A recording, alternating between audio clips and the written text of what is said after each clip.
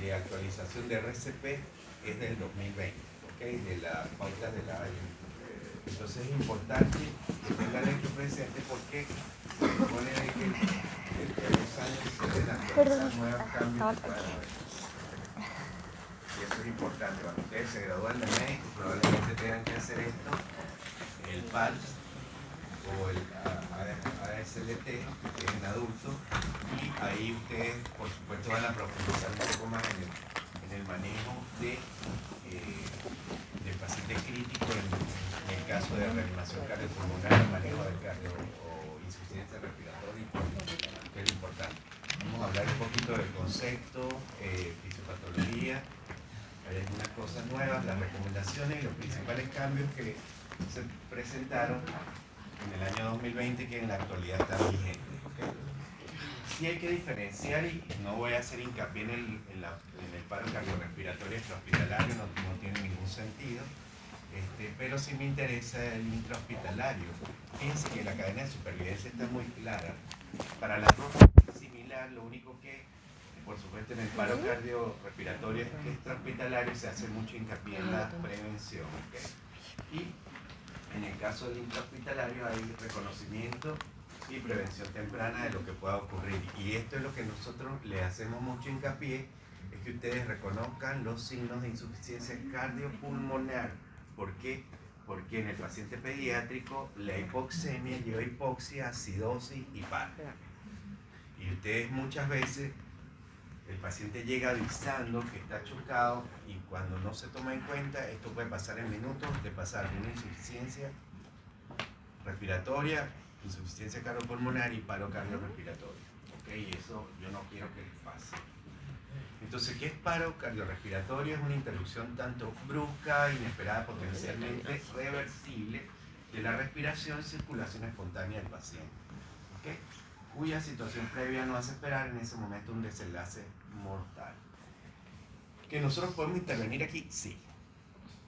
¿Okay? Y en el paciente pediátrico tiene una gran ventaja que ustedes con mejorar la oxigenación pueden revertir ese estado de paro cardiorrespiratorio. Eso es importante. Fíjense que la etiología del paro en pediatría, falla respiratoria o shock, después viene la hipoxemia, hipercapnia, acidosis, bradicardia, hipotensión y por supuesto viene aquí el paro afítico.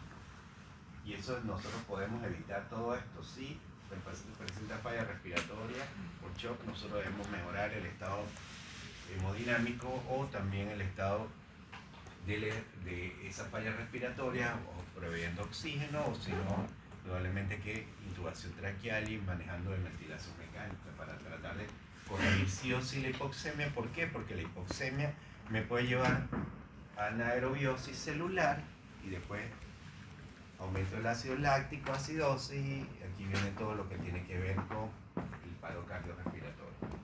Fíjense que cuando nosotros tenemos la fisiopatología del paro cardiorrespiratorio, la pérdida de conciencia más o menos ocurre entre 5 y 7 segundos.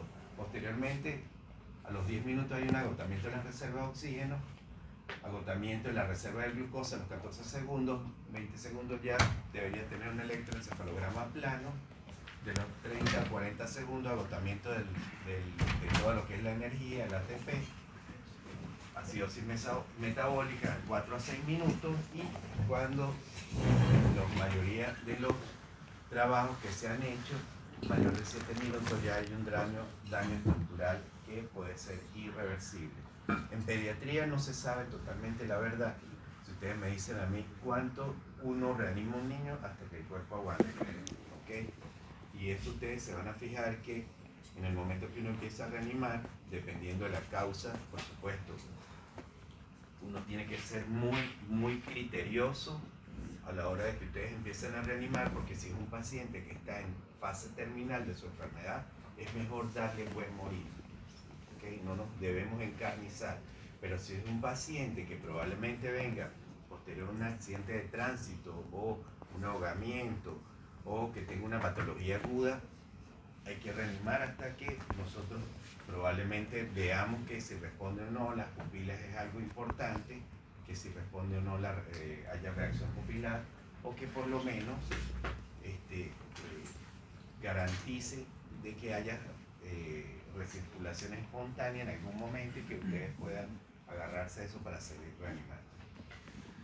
Ahora, ¿qué problemas pueden desencadenar? Respiratorios, ya sabemos clarísimo, insuficiencia respiratoria, ¿okay? Dificultad respiratoria sería lo primero cuando hacemos el triángulo de evaluación pediátrica y nosotros tenemos alterada el esfuerzo ventilatorio, indudablemente que lo primero que planteamos es dificultad respiratoria. Ahora, si hay insuficiencia respiratoria que sea desde el punto de vista parcial o global, cuando hablamos de parcial hablamos de hipoxemia y en el caso de global hablamos de hipoxemia hipercapnia, ¿okay? Shock en el caso de alteraciones circulatorias, insuficiencia cardiopulmonar y por supuesto esto nos puede llevar a paro cardiorrespiratorio. Más adelante, cuando hablemos de la clase de shock, sabemos que la clasificación de shock, hay shock compensado y shock hipotensivo, es la nueva clasificación que este año, en los meses de enero y febrero, salió la última clasificación de shock, que también se las voy a nombrar, que es la clasificación de Fini, que ahora habla otro tipo de cosas, ya el CIRS pasó a la historia, ya no hay síndrome de respuesta inflamatoria sistémica, sino se habla de shock compensado hipotensivo. ¿Okay? Eso es importante. Y lo que sí es que ustedes tienen que tener claro que un paciente que llega en shock compensado, ustedes no pueden esperar que tenga hipotensión para decir se me descompensó. Para nada. Nosotros tenemos que ir un paso adelante y no esperar que el paciente esté hipotenso para decir, mira, este paciente está desconectado o está descompensado. Porque probablemente de horas a minutos este paciente puede tener un paro cardiorrespiratorio y puede ser irreversible. Eso es importante. Ahora, ¿qué causas potencialmente pueden ser reversibles del paro cardiorrespiratorio? Y aquí tenemos las nomenclaturas de las H y las T. ¿Okay? En el caso de las H, hipoxemia, hipovolemia, hipotermia o hipocalemia. ¿Okay? En el caso de la acidosis y los hidrogeniones, ¿okay? Que pudieran ser potencialmente reversibles. ¿Cómo corregimos la hipoxemia? ¿Ah? Ventilación a presión positiva, ¿con qué? ¿Alguna marca? Bolsa autoinflable. Con bolsa de resucitación y la bolsa de resucitación que debemos ponerle oxígeno. Nosotros corrimos hipoxemia con oxígeno. ¿Ok? Hipovolemia. Fluidos. ¿Con qué fluido se maneja la volemia? ¿Cómo se llama eso? Vamos a hablar terminología médica. No. Cristaloides, exactamente. Soluciones cristaloides. ¿Okay? Eso es importante. Vamos a empezar a hablar terminología médica. Cristaloides. ¿Cuántos cristaloides conocen ustedes? ¿Cuáles? Fisiológico y ringe lactante. ¿El fisiológico viene del cuánto por ciento? 0,9. ¿Cuánto tiene de sodio? ¿Y osmolaridad? 308, exactamente. Sodio por 2, que ya le da la osmolaridad. ¿Y cuánto tiene de cloro? 154, lo mismo, exacto. ¿Y el Ringer? 130 de qué? De sodio. ¿Qué más tiene? ¿Cuánto? ¿Cuánto? 4, exactamente. ¿Y la osmolaridad? 200 cuánto? Okay. Luego la hipotermia, y ustedes saben, y todo paciente, vamos a poner un ejemplo de una vez, la hipotermia en el caso de los traumas, de los pacientes con politrauma, ustedes saben que es un criterio de mal pronóstico y entra en la tríada letal. ¿Okay? Entonces debemos sí o sí corregir la hipotermia porque esto nos lleva a acidosis, vasoconstricción y posteriormente paro. O sea que podemos corregir la hipotermia igualmente, la hipo o hipercalemia, que también podemos corregirla. En el caso de la hipo, ¿cómo corregimos? ¿Con potasio cuánto?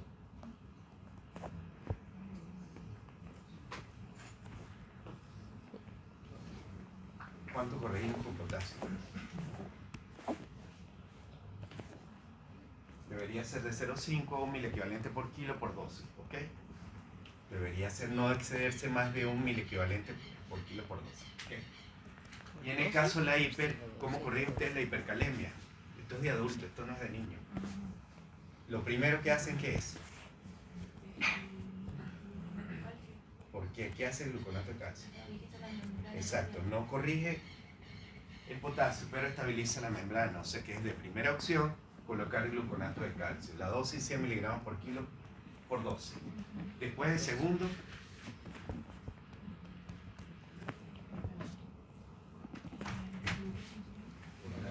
pues pudiera ser glucosa insulina. Muy bien, glucosa insulina. En el caso de glucosa del 4%, al 5%, y la insulina, ¿qué dosis? ¿0,1 qué? Exacto, vamos a hablar nombre y apellido. 0,1 unidad por kilo. Exacto. Después, ¿qué viene? Tenemos gluconato, insulina. ¿Qué más? Salbutamol dicen por aquí. No es de segunda elección, pero tiene la probabilidad o la posibilidad de colocarlo. Entonces, ¿cuál sería? Vamos, esto es de adulto, eso no es de niño. Bicarbonato, ¿sí o no? Bicarbonato de sodio, ¿qué dosis? 1 miliequivalente por kilo. ¿Okay? Después vendría el salbutamol. ¿Okay? Pudiera ser nebulización o pudiera ser endovenoso. Aunque endovenoso es muy difícil conseguir las ampollas de salbutamol, preferible colocar nebulizaciones mientras ustedes van haciendo otras cosas. Y pudiéramos tener las resinas de intercambio iónico, ¿como cuál?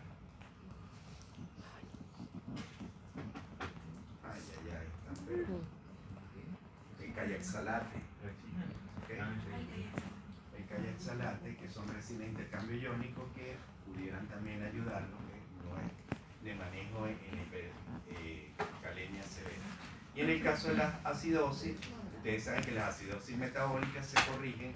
En el caso de metabólica, estamos hablando de metabólica, debemos corregirlo con un aporte de líquido adecuado y en dado caso que tenga criterio de corrección, pudiéramos colocar bicarbonato de sodio. ¿Okay? Bien, y en el caso de las T, tenemos taponamiento cardíaco, neumotórax, ¿okay? En el caso de los shock sépticos, ¿cuál es el shock más frecuente en pediatría? El hipovolémico, muy bien, es el hipovolémico, exactamente. Es más frecuente ver un vómito y diarrea que sexo, ¿ok? Eso es importante. Tromboembolismo, que nosotros tenemos muy poco, pero hay tromboembolismo pulmonar, pero es muy escaso lo que tenemos, y por supuesto los traumas, que todo esto puede ser reversible, ¿ok? Y volvemos otra vez, la segunda vez que se los hablo del triángulo de evaluación pediátrica. Esto ustedes lo tienen que manejar sí o sí, ¿ok? ¿Y qué es lo que nosotros vamos a hacer con el triángulo de evaluación pediátrica? Vamos a ver, por supuesto, la apariencia, la respiración y la circulación. En la apariencia, nosotros debemos ver el grado de interacción hacia el medio, el tono muscular, la verbal, el esfuerzo respiratorio en el caso de ventilatorio, la posición, esto es importante, la posición como respira el paciente, si hay retracciones o no, ruidos, si son respiratorios audibles o no. Ahora, cuando yo les hablo del triángulo de evaluación pediátrica, no es que ustedes van a abordar el paciente, a tocarlo. Se supone que ustedes, cuando ven el triángulo de evaluación pediátrica, ustedes hacen una impresión inicial del paciente. Ustedes lo ven de lejos, si ustedes lo ven, está acostado en la camilla o está acostado en la cama, ustedes lo primero que van a ver es la apariencia, cómo se ve. Se ve somnoliento, si está activo, hay apertura ocular espontánea, y ustedes con eso pudieran ver realmente si está comprometido o no de conciencia, si tiene dificultad respiratoria o está más bien al contrario, está radinéico. Y en el caso de la circulación, ustedes lo ven, pueden ver pálido, mal perfundido, o en el caso de que lo vean con cianosis tanto periférica como central. Eso es muy importante, porque cuando ustedes abordan al paciente, ustedes ya saben que este paciente amerita o no amerita intervención inmediata. Y eso es algo que ustedes tienen que tener muy presente. Y hay un IMI, que es una de las de las cosas que ustedes pudieran apoyarse en el caso de la parte neurológica, como es la relación con el medio, ¿okay? La interacción con el medio, la comunicación, los movimientos y por supuesto el habla del paciente. ¿Qué vamos a tener en el triángulo de evaluación pediátrica? También se los dije en la primera clase que ustedes pudieran tener una impresión inicial en el caso de que tuvieran estos tres sistemas alterados. Pudiera ser que estuviéramos en presencia de que estuviera, en el caso de que estuviera comprometida la apariencia, en el caso de dificultad respiratoria solamente en la esfera respiratoria o ventilatoria, falla respiratoria en el caso que tuviera tanto la conciencia como la respiración, shock compensado la circulación solamente, shock descompensado conciencia y circulación, y fallo cardiopulmonar en el caso de que tenga los tres sistemas alterados. Entonces esto es una impresión inicial. Les vuelvo a repetir, eso no es que ustedes van a tocar al paciente y le van a decir, mira, el llene capilar está en tanto, no. Simplemente ustedes, con solo verlo, ustedes pueden decir, este paciente amerita o no amerita intervención inmediata, que es lo importante. Y vamos a ver que esto ustedes lo han visto en el caso de la evaluación primaria, y acuérdense que hay una evaluación primaria y una evaluación secundaria, donde en el caso del RCP ustedes deberían hacer el ABCDE. En el caso del trauma, ustedes ya saben que la clasificación actual es XABCDF, ¿ok? Y eso es otra cosa totalmente diferente, que se han ido incluyendo una serie de cosas que cuando veamos en el caso del trauma lo vamos a ver. En el caso de la A, ustedes van a ver que es airway, que es vía aérea, por lo tanto ustedes tienen que tener presente de que está permeable, mantenida y posicionada la vía aérea, y eso es solamente moviendo la cabeza. En el caso de la ventilación, Brady, que debería ser frecuencia respiratoria, saturación de oxígeno, cómo está el esfuerzo respiratorio, si está aumentado o disminuido, ¿ok? Y ahí vamos a ocultar si hay agregados pulmonares, ¿ok? En el caso de que hayan crépitos, sibilantes o otras cosas que ustedes puedan ocultar, frotes, soplos tubáricos, etc.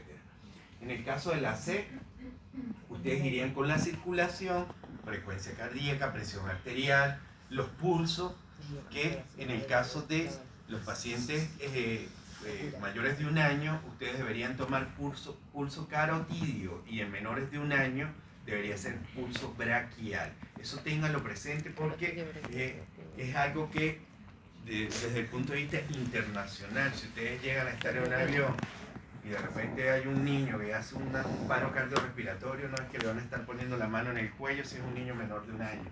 No, debe ser obligatoriamente a nivel braquial, ¿ok?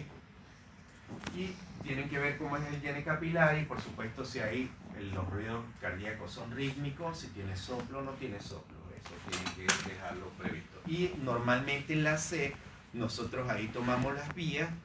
Se supone que si la enfermera es diestra y toma las vías, debería tomar de una vez la muestra de exámenes básicos que a ustedes les importa en el momento del paro cardiorrespiratorio. En el caso de la tenemos el déficit neurológico, donde aquí sí es importante y prevalece el hemoglucotés, ¿ok? ¿Por qué es importante el hemoglucotés? Exactamente, por el caso de que tenga hipoglicemia y haya alteración del estado de conciencia. Eso es muy importante. Y hay unas reglas que el ADPI, hay algunas otras literaturas, como los españoles lo nombran diferente, el ADPU, que es alerta, dolor, respuesta ocular y la inconsciencia. Y en el caso de la E hay que dar exposición completa al paciente.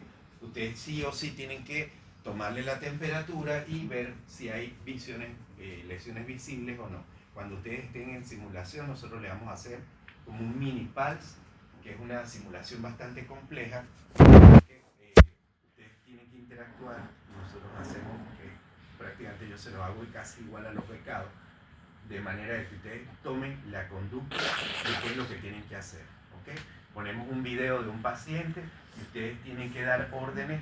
Yo sé que a ustedes les cuesta mucho y tienen que aprender, pero ustedes tienen que ser líderes, así no les gusta.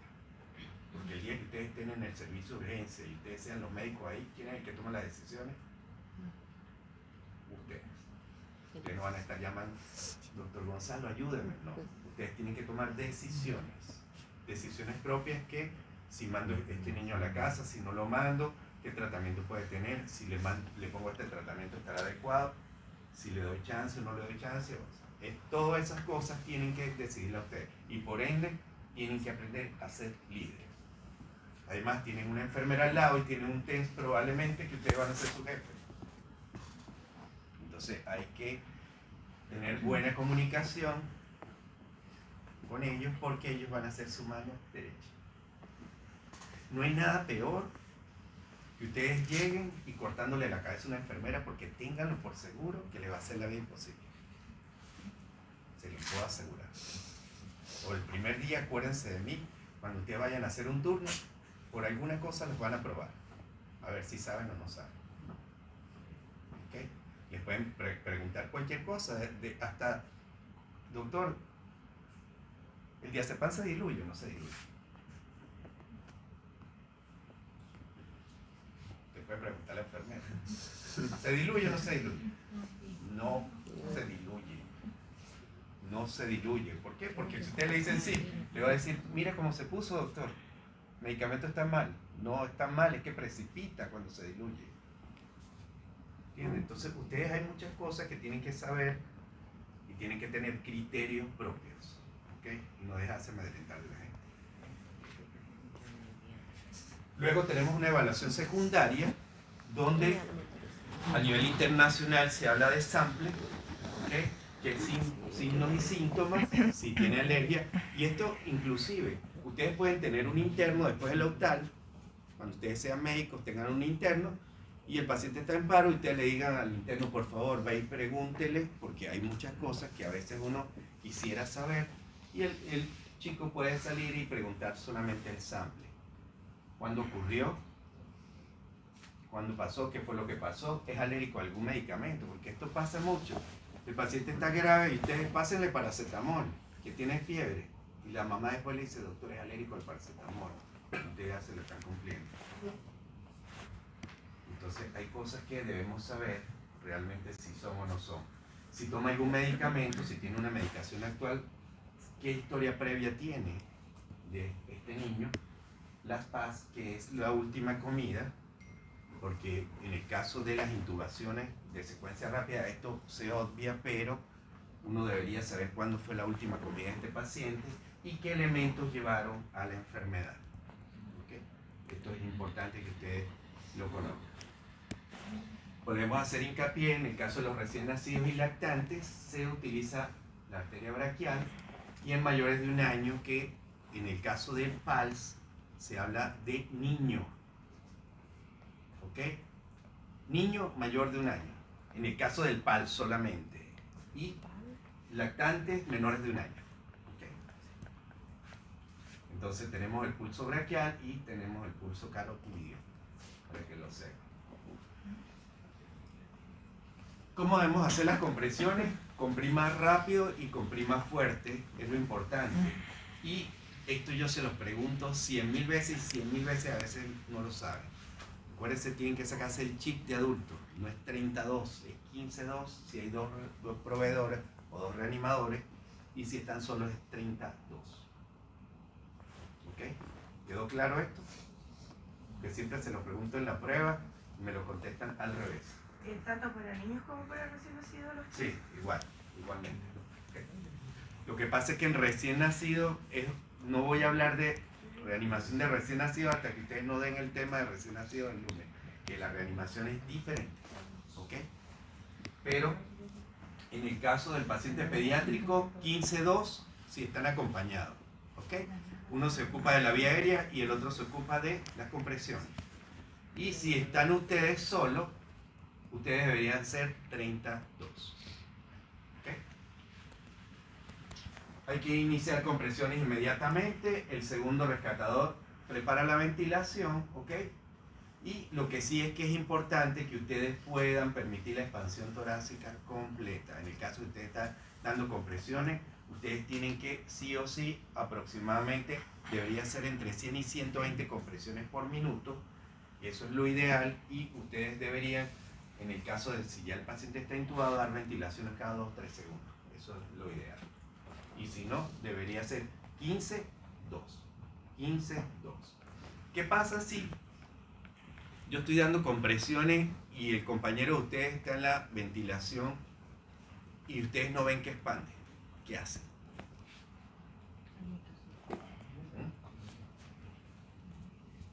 ¿Qué hacen ustedes? Hay que revisar si la mascarilla está bien puesta. Hay que revisar si la mascarilla está bien puesta. ¿Qué más? Ese es de neonatos, no se hace en pediatría. ¿Qué más? Que no tenga la vía aérea obstruida. Igual se supone que ustedes ya revisaron eso. Tienen que decirle que revise la técnica si es adecuada. ¿Ok? Ahora, yo doy 15 compresiones, 1, 2, 3 y debería ser en voz alta. 4, 5, 6, 7, 8, 9, 10, 11, 12, 13, 14, 15. Viene el que está en la vía aérea y da una insuflación. Y ustedes ven que no expande. Y da otra y expandió. ¿Qué le van a decir al proveedor que está en la vía aérea? No, estás perdiendo tiempo. Y el tiempo es valioso. Compresiones de nada. Exacto. Tiene que estar, por eso que es importante la comunicación, porque las compresiones le puede decir, la técnica está mal, no expandió, tiene que volver a revisar cuando vuelva otra vez al ciclo de la ventilación. Porque si ustedes dan una tercera, están perdiendo tiempo y ahorita lo que importa son las compresiones. ¿Ok? Importante.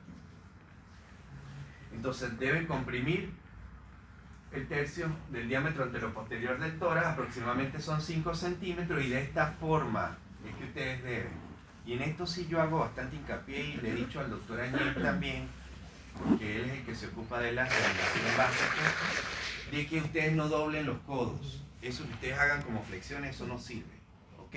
Las compresiones tienen que venir de los hombros, la fuerza. ¿Ok? Para poder que ustedes extienden y compriman más o menos aproximadamente 5 centímetros. Los codos extendidos, no retraer las manos del paciente, y esto es otro error que también cometen. Se ponen a dar compresiones y cada rato separan las manos del tórax. Y solamente con colocar las manos del tórax son segundos que ustedes pierden valiosos, y inclusive si ustedes, puede ser que no tengan con una presión adecuada el tórax, ustedes pueden sentir cuando expande en la ventilación y ustedes pueden ver si está siendo eficaz o no la ventilación. Eso es importante. Los movimientos tienen que ser perpendiculares y, ojo, los roles se deben cambiar cada 2 minutos. Cada ciclo dura 2 minutos y se deben cambiar los roles. Se supone que el de compresiones pasa a ventilación, el de ventilación a compresiones. Eso es importante. Y ustedes se van a fijar cuando hagan la simulación, tienen razón, uno se agota, y después de cansado hace las cosas mal. ¿Okay? Relación 2 proveedores, vuelvo a repetir, 15-2. 15 compresiones, 2 ventilaciones. 15 compresiones, 2 ventilaciones. Relación un solo proveedor, con paciente adulto, 30-2. ¿Okay? 30 compresiones, 2 ventilaciones. 30 compresiones, 2 ventilaciones. Si tienen 2, ¿cuánto va a ser? 15. Okay. ¿Y si es uno solo? 30. Ahora, ¿y qué pasa si? Y aquí viene una de las grandes preguntas. ¿Qué pasa si yo veo? ¿Cuál es tu nombre? Valeria. Bueno, ojalá que no llegue a pasar, pero Valeria se desploma aquí. Yo la veo que se desploma, ok, la veo que se cae, le toco el pulso y no consigo pulso. ¿Ok? ¿Qué debo hacer?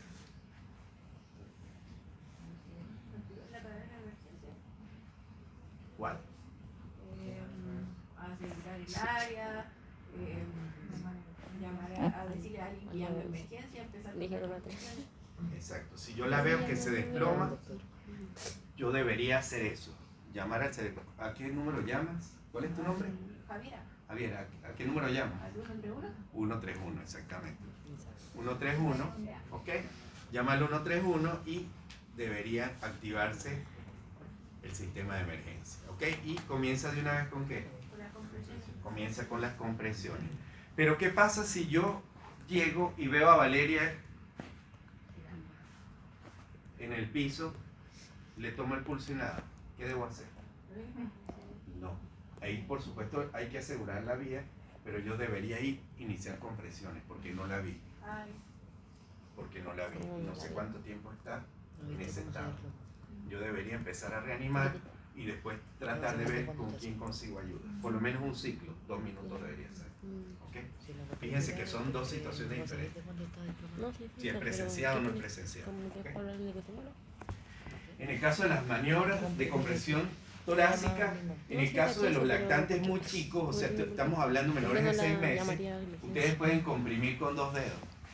Yo siempre le digo a Humberto, ponlos a comprimir 2 minutos con los dedos, para que vean cómo se siente después el brazo. ¿Okay? Imagínense 10 minutos reanimando así. ¿Okay? Entonces esto, en el momento al principio, pudiera ser eficaz. Pero si ustedes hacen una reanimación prolongada, probablemente no aguanten. Porque uno se cansa mucho y empieza a tratar de agarrar los dedos para poder porque es muy doloroso. ¿Okay? Es preferible hacer de esta forma, de los 2 pulgares, mucho más fácil y menos cansancio. ¿Okay? Se hacen respiraciones de rescate cada minuto, cada segundo. Y en niños y lactantes se requiere que tengan una frecuencia entre 25 y 30 respiraciones por minuto, lo que equivale más o menos a una respiración cada 2 a 3 segundos. Fíjense que esto es importante tanto para todo, hasta para intubar. En el caso de los niños grandes, ustedes tienen que sí o sí tratar de mejorar los ángulos. ¿Okay? Faringio, torácico y orofaringio. ¿Por qué? Porque si ustedes pueden colapsar la vía aérea, simplemente con los movimientos, colapsan la vía aérea. ¿Okay? En el caso de, fíjense, en el caso de los niños grandes, uno debería colocar, no una almohada, debería colocar un soporte debajo de la cabeza para tratar de, en lo posible, de mejorar la posición. Y en el caso de los niños chicos, lo que se coloca es debajo de los hombros, para tratar de mejorar los ángulos. ¿Okay? Esta es la forma correcta, ¿okay? Ustedes deberían hacer, que es la C y la E, ¿okay? Ustedes agarran de esta forma y por supuesto esto va hacia la mandíbula, no hacia acá porque ustedes pueden colapsar la vía aérea en los niños chicos. Tiene que ser hacia la mandíbula y ustedes con eso la levantan y por supuesto pueden mejorar la ventilación. Entonces, en el caso de, si hay 2 personas, ustedes deberían activar el sistema de alarma, ¿okay? O el sistema de emergencia 131, ¿okay? Y si es una sola persona y el paro no fue presenciado, ustedes deberían hacer RCP en 2 minutos y después sí activar el sistema de emergencia. Eso es importante, lo vuelvo a repetir, porque si ustedes no vieron que fue presenciado, ustedes deberían empezar a reanimar y si llega alguien, por favor avise al sistema de emergencia. Y esto más o menos no lo voy a desglosar, este es el algoritmo actual del manejo del paro cardiorrespiratorio de un reanimador. ¿Okay? Lo que sí es que siempre hay que ver la seguridad, porque ante todo, primero yo, segundo yo y tercero yo. No es lo mismo un muerto que 2 muertos. ¿Okay? Entonces, eso es muy importante y ustedes sí, lo que sí o sí deben comprobar, si el paciente respira, responde, ¿okay? Ustedes tienen que llamarlo niño, niño, niño. No respira, no responde, pulso, el pulso se toma, ustedes pueden contar 1, 2, 3, 4, 5, 6, 10 segundos. No tiene pulso, comienza el RCP. Debería ser así. Esa debería ser la secuencia y, por supuesto, de ahí desglosan todo el algoritmo que ustedes ya después se van a leer. En el caso de los 2 reanimadores también, es más fácil porque uno se ocupa de la vía aérea y el otro de las compresiones. El solo sí tiene que moverse en el caso de dar compresiones y dar ventilaciones a la vez. Lo que sí es que en el caso, este es en el caso básico, en el caso de la reanimación avanzada, uno debería colocar el DEA, si tiene un DEA, porque hay ritmos desfibrilables y no desfibrilables. Y eso es otra cosa diferente, que en eso vamos a hacer mucho más hincapié en simulación. Hay ritmos que, si yo les pregunto, actividad eléctrica sin pulso, ¿qué van a hacer? ¿Ah? ¿Cómo?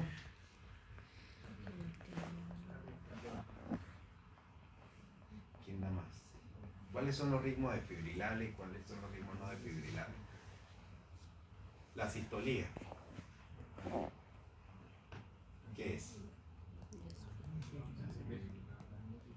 ¿Es un ritmo desfibrilable o no desfibrilable?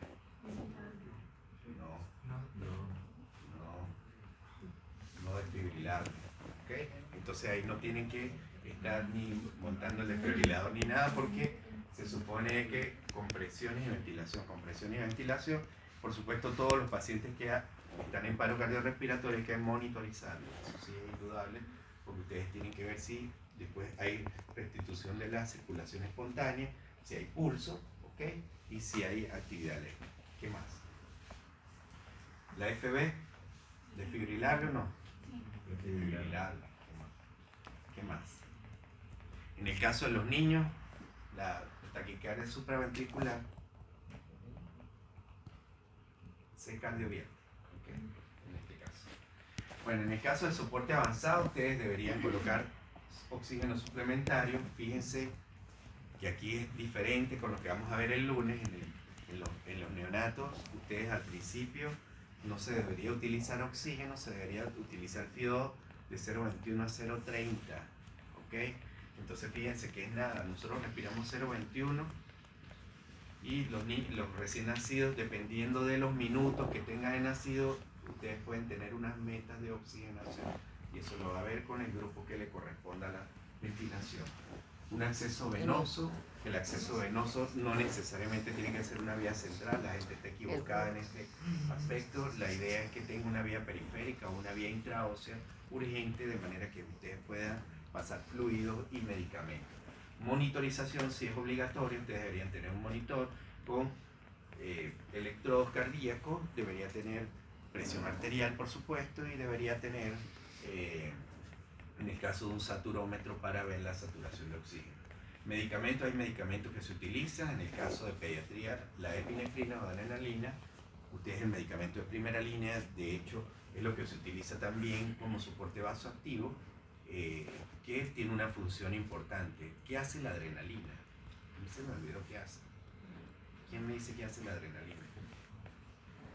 Eso lo tienen que saber, me imagino. Se las dieron en fármaco. ¿Qué hace la adrenalina? Nicolás. Vasoconstrictor. Ajá, es un vasoconstrictor. ¿Qué efecto tiene? ¿Y qué estimula? ¿Qué receptores?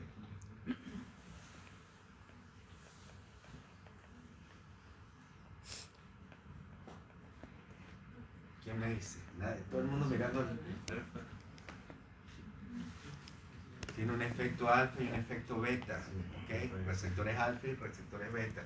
Receptores beta, en el caso de la EPI, es más inotrópico y en el caso del alfa es más vasoconstrictor. Por eso es que la dosis de la epinefrina a dosis de infusión continua debería ser de 0,05 a 0,1 microgramos por kilo minuto y es una dosis de inotropismo, ¿ok? En cambio, si la dosis es mayor de 0,1 microgramos kilo minuto, debería ser vasoactivo, vasoconstrictor, aumentando resistencia vascular periférica. Y eso es lo que hace, ¿ok? Vasoconstricción. ¿Y qué hace con la coronaria? Porque tiene un efecto importante, porque por eso es que se utiliza, ¿sí o no? Ay, ay, ay. Aquí hay que repasarse la EPI, ¿ok? Eso es importante. Los medicamentos, nosotros en pediatría prácticamente no utilizamos atropina. Una sola indicación formal tiene la atropina y es cuando hay estimulación vagal bradicardia. El resto absolutamente nada, o en el caso de las intoxicaciones por anticolinéricos que también se coloca, pero el resto no tiene ninguna indicación la atropina como la tiene en el adulto. Y por supuesto los líquidos que vamos a utilizar son cristaloides, sea solución fisiológica o solución 0,9. Yo realmente ahorita en este punto de este año está muy discutido el uso de solución fisiológica, solución Ringe lactato. Hay una tendencia ahora a utilizar soluciones balanceadas, ¿okay? Como la solución Ringe lactato. Hay que tener mucho cuidado, hay estudios que ya hablan de acidosis hiperclorémica en el caso de utilizar grandes cantidades de solución fisiológica.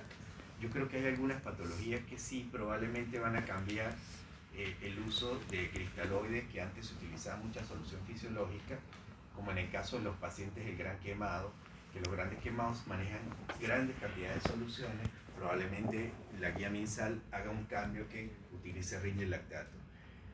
Nosotros acá lo que hemos visto es que se utiliza más fisiológica que Ringer por el costo. O sea, probablemente la solución fisiológica valga, no sé, digo yo, 10.000 pesos, el Ringer vale 50.000. Probablemente que el MinSal va a decir, utilice lo más barato. ¿Okay? Pero la evidencia ya habla de que el uso de soluciones como solución fisiológica 0,9% por la cantidad de cloro, se han visto reportes y eso es una tendencia mundial a producción de acidosis hiperclorémica. ¿Okay? Entonces, hay algunas cosas, algunas situaciones que es preferible manejar soluciones Ringer lactato. Y en el caso de que el paciente esté hipoglicémico, que puede estarlo, utilizar soluciones glucosadas, que se utilizan soluciones al 10 o al 30% en dosis dependiendo de, por supuesto, de la concentración de glucosa. La dosis del aporte de glucosa debería ser entre 200 y 400 miligramos por kilo dosis, lo que es lo mismo en el caso de la solución glucosada al 10%, de 2 a 4 cc por kilo. ¿Okay? Eso es lo que se utiliza. En el caso del equipo de la vía aérea, ustedes van a utilizar oxígeno, por supuesto, mascarillas.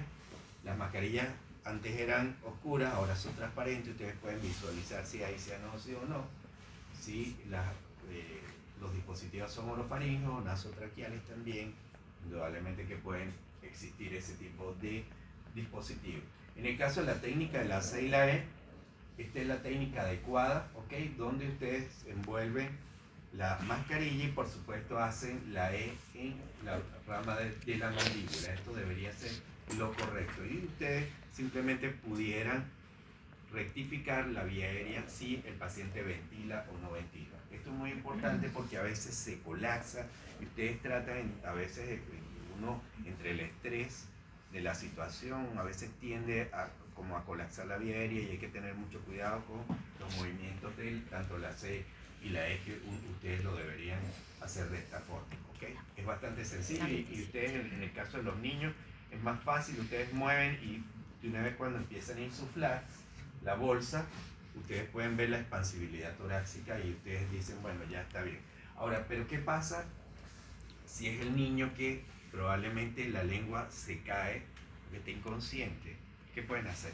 Una cánula de mayo. Exacto, colocan una cánula de mayo, que eso es importante para tratar de permeabilizar la vía aérea.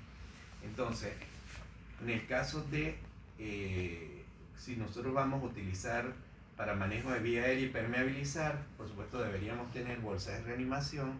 Yo sé que todos estamos acostumbrados a decir, pásenme el Ambu es una marca, ¿okay? Que es yo diría de las mejores marcas de bolsa de reanimación, pero hay infinidades de marcas. De hecho, el hospital casi no compra Ambu porque es sumamente caro. Compra otro tipo de marca de bolsa, que son como estas, son transparentes y que son de menos calidad. ¿Okay? Tubos traqueales, que hay de diferentes marcas también, de diferentes frames. Se supone que para cada edad o para cada peso debería ser un número de frame o un diámetro interno diferente para cada edad. ¿Okay? Y máscara laríngea, en el caso de que no se pueda entubar, tienen que ser diestros, aunque sea para colocar una máscara laríngea, así garantizar la vía aérea. Tenemos este tipo de dispositivos que son mascarillas con reservorio de no reinhalación, que da el mayor aporte de oxígeno al paciente. Y las cánulas de mayo, que también nos sirven de diferentes números, diferentes tamaños, para tratar de permeabilizar la vía aérea. Y en el caso del acceso vascular, se requiere de primera opción periférica. No es fácil en un niño con paro cardiorrespiratorio tomar una vía. Eso se los digo, probablemente es una de las cosas más difíciles. O imagínense una enfermera tomándole una vía a un niño convulsionando. ¿Les parece fácil o no? Es muy difícil a veces. ¿Okay? Entonces, a veces se meten 2 o 3 enfermeras y no pueden, punzan y no pueden. uno tiene que decidir de una vez, voy por una vía intraósea de entrada, ¿ok? Que es lo ideal. ¿Y se la pone el médico? Sí, debería ser el médico ustedes. Ustedes deberían colocar la vía intraósea. Y en el caso, bueno, en los casos a veces del servicio de urgencia, nosotros sí, el paciente se estabilice, por lo menos garantiza la vía aérea, lo subimos a la UCI y de una vez tratamos en lo posible de colocar catéteres venosos centrales. A veces inclusive nosotros mismos ponemos intraósea en el servicio de urgencia garantizando por lo menos pasar líquido, medicamentos y lo subimos ya por lo menos para colocar, mejorar el nivel de volemia del paciente y colocar un catéter venoso central, sea yugulares o sean subclavios. Y en el caso de las vías periféricas. O también se pudiera colocar vía, no líquida por supuesto, pero medicamentos endotraqueal, cada vez está en menos uso. Ya la evidencia habla de que son muy erráticas la absorción y por lo tanto no es una vía que sea expedita de entrada para colocar medicamentos. En el caso de la canalización intraósea, es una vía excelente y tiene una característica muy importante que es un plexo no colapsable. Y esto es lo más importante de la vía intraósea. Es un plexo no colapsable, entonces lo que sí amerita es que quede bien colocada y bien fijada esa vía. ¿Ok? Más o menos ustedes deberían colocar, se puede colocar desde recién nacido hasta adulto, y la colocación de esto no tarda ni un minuto en colocar la vía intraósea. Hay diferentes tipos de agujas, esta es la que nosotros por lo general manejamos más, hay este tipo de dispositivos también. Lo que pasa es que estas agujas no son baratas, son bastante costosas, y la tendencia ahora es utilizar la pistola. Hay una pistola donde usted coloca la aguja y simplemente limpia y pega la pistola y dispara y el dispositivo entra tranquilamente. Eso es lo más moderno que hay en la actualidad. Y hay diferentes formas o sitios de punción intraósea. La que más utilizamos es 1 centímetro por debajo y por dentro de la tuberosidad de la tibia. Es la más frecuente que nosotros coloquemos. ¿Okay? Esto en el caso de los menores de 6 años, lo que más se coloca. ¿Okay? En los mayores sí se coloca por lo general bien distal, malleolar, ¿okay? Del malleolo interno se puede colocar, o también en las crestas ilíacas también se pudiera colocar. Hay diferentes zonas, se habla también humeral, también se habla external, pero imagínense, son muy dolorosas, inclusive en el brazo. Se tiende a utilizar más a nivel de miembros inferiores, lo que más se utiliza, o la cresta ilíaca. ¿Okay? Ustedes fíjense más o menos el sitio de canulación donde se puede colocar. ¿Okay? Se coloca. Ustedes me van a decir, doctor, y es difícil, ¿no? Ustedes por lo general si tienen el mismo peso de la aguja, ustedes simplemente de forma circular, la aguja es bien gruesa, más o menos un frame, 12 frames, 14 frames, dan vueltas y ustedes sienten cuando vence el periósteo y entra la médula. ¿Okay? Toman una jeringa y de una vez empiezan a aspirar y puede ser que haya salida de sangre, como puede ser que no, y ahí empiezan a instilar y debería siempre pasar el líquido sin ningún problema. Lo que siempre hay que estar pendiente es que no se filtre, siempre hay que estar vigilando que no se vaya a extravasar, porque puede ser que se haya movido la aguja en el momento de fijarla y que ustedes empiecen a colocar líquido y se empiece a extravasar. Y esta es la pistola, en algunos centros los hay, donde ustedes colocan y simplemente disparan y tienen la aguja sin ningún problema metida dentro de la zona donde ustedes la quieran colocar. Ya esto ya está bien prescrito, que es una clase 2A, está bien establecido. Y en el caso de la desfibrilación externa automática, nosotros aquí tenemos un DEA también, ustedes lo saben, ¿dónde está? Sí, ¿verdad? ¿Dónde? En la oficina, exactamente. Lo que hacemos es que analiza el ritmo, no tiene ningún problema, ustedes colocan el DEA, esto es lo más fácil de hacer.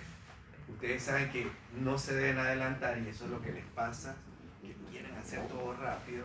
No, el DEA simplemente ustedes lo encienden y él les va dando las indicaciones. Y ustedes tienen que irle haciendo caso a lo que les va diciendo. Encienda el DEA, ustedes primero pulsan, lo encienden y ahí va a decir dispositivo tal, coloquen los parches, ¿ok? Que se quiten, si el ritmo es desfibrilable o no, continúe la reanimación. Eso es lo que, por supuesto, va a hacer. Detecta arritmia desfibrilable, de 1 a 8 años la atenuación de descarga es pediátrica y por eso es que se deben tener parches pediátricos, ¿ok? Eso es importante. Y en menores de 1 año la desfibrilación es manual y el DES atenuado son otro tipo de dispositivos, ¿ok?, que son especiales para pacientes pediátricos. Pero ¿qué pasa si usted me dice, doctor?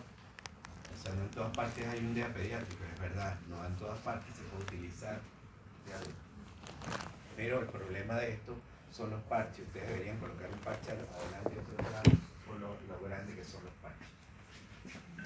¿Okay? En todas partes hay, en los aviones, en los centros comerciales, hasta en los supermercados, en todas partes hay DEA ya. Es un requisito y un requerimiento que es obligatorio de tener en todas partes DEA.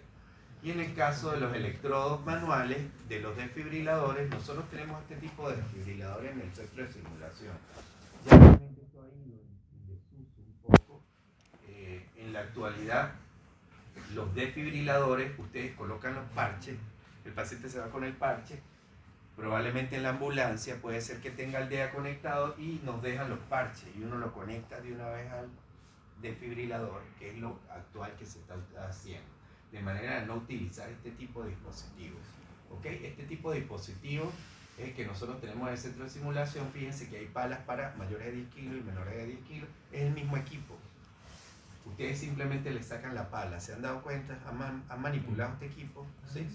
Ustedes simplemente sacan la pala y tienen esta pala. ¿Okay? ¿Sí? Okay. De todas maneras, cuando vayamos a la simulación, les vamos a enseñar. Doctor, ¿ese cambio de que se estén usando malas partes por temas de tiempo? No, y para, primero tiempo, y de segundo que esto es desechable, tú le descartes y listo. Se trata en lo posible de menos contacto del paciente, ¿okay? Y se supone que siempre va a estar conectado. Simplemente ustedes colocan ese cable, tiene este cable. Fíjense, lleva un cable que va a un switch, que es este. Y esto ustedes mismos se lo colocan a este equipo y listo. No tiene ningún problema. Doctor, ¿y hasta qué edad uno usaría los parches genéticos? Hasta los 8 años. Pero fíjense este bebé chico con estas palas. Hay palas y el equipo se lo dice, hay una palas para el APE y el otro para el esternón. ¿Oíste? Eso es importante que ustedes lo tengan presente porque tienen que hacer un arco sí obligatorio. Se puede cargar el equipo de forma manual con la persona que esté manejando el equipo, puede hacer la carga o simplemente el que lo está haciendo el proveedor pudiera cargar, que tiene un botón aquí amarillo, pudiera cargar las palas y después conectar en estos botones, dar la descarga. ¿Okay? Eso es importante. En el caso de la desfibrilación, ustedes tienen unas dosis que son dependiendo del peso del paciente y del número de cargas que ustedes realicen. ¿Okay? Eso es importante. Y en el caso de colocar los parches pediátricos, fíjense que por lo general se coloca uno delante y otro atrás, en el caso que sea muy grande. Y en el caso de la desfibrilación manual, que es la despolarización asincrónica del miocardio, está indicada tanto en FB como en TB sin pulso y debería ser en la primera descarga 2 Joule por kilo de fibrilación. Estamos hablando de desfibrilación. 2 Joule por kilo. Y en la segunda desfibrilación ustedes deberían duplicar a 4 Joule por kilo. ¿Okay? Y si llevan una tercera deberían ser 6 Joule por kilo. ¿Okay? Uno trata en lo posible de no excederse los 4 porque nosotros hemos visto y yo lo he vivido que cuando uno aumenta después hace enzimas cardíacas y están pero como si hubiera tenido un infarto el paciente. ¿Okay? Entonces indudablemente traten en lo posible 4 o 6 máximo. Y en el caso que sea refractaria, ustedes pueden colocar amiodarona o lidocaína también como método para mejorar la arritmia, en el caso. Y en el caso de la cardioversión sincronizada, que es otra cosa diferente, ustedes deberían hacer una despolarización sincrónica del miocardio. ¿Y qué es lo que hace? Que el equipo, ustedes tienen que colocarle sincrónico. Y ese equipo lo primero que hace es que va a sincronizar cada QRS, lo va a sincronizar. Y ustedes se van a dar cuenta porque aparece como un punto encima de toda la frecuencia. ¿Ok? Y por supuesto en algunos monitores les aparece en modo sincrónico, que también lo saben. La descarga en la actualidad ahora la tendencia es a utilizar menos Joule, 0,5 Joule por kilo de entrada. ¿Okay? En la primera descarga y después sí 1 o 2 Joule por kilo en la segunda descarga, que es lo que se utiliza para la cardioversia.